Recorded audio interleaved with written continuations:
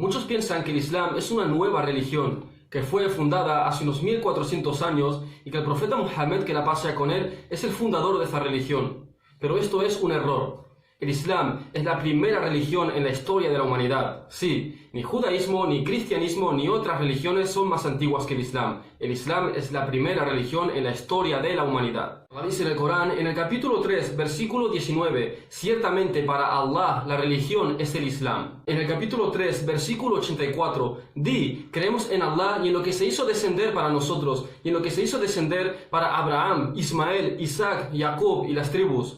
Así como lo que le fue dado a Moisés, a Jesús y a los demás profetas de su Señor. No excluimos a unos y aceptamos a otros, y a Él estamos sometidos. En el capítulo 42, versículo 13, os he legislado la misma religión monoteísta que encomendé a Noé, y que te revelamos a ti, y la que encomendé a Abraham, Moisés y a Jesús, para que seáis firmes en la práctica de la religión. No importa si antiguamente otros profetas que no hablasen la lengua árabe utilizaron sus respectivos idiomas para definir el término de sumisión. La palabra Islam es un término árabe enseñado por Allah subhanahu wa ta'ala en la última revelación en lengua árabe, el Corán. Los nombres de otras religiones, como por ejemplo judaísmo, cristianismo, budismo o hinduismo, no pueden ser los nombres de la religión de toda la humanidad, ya que éstas van ligadas a una persona en específico o un lugar en específico. Por ejemplo, budismo proviene de Buda, cristianismo proviene de Cristo, judaísmo proviene del territorio de Judea,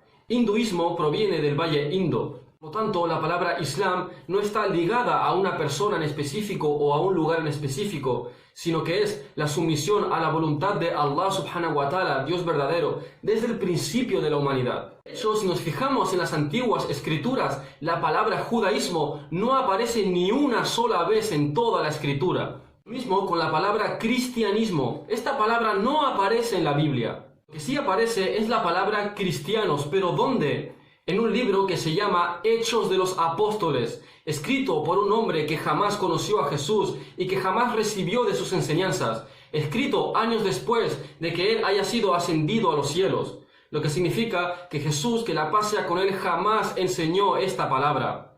En el versículo 11:26 dice, y allí en Antioquía fue donde por primera vez los discípulos fueron llamados cristianos, por primera vez, años después de que Isa alayhi salam haya sido ascendido a los cielos. Incluso en otro versículo muestra cómo los discípulos se apenaban cuando eran llamados con este nombre.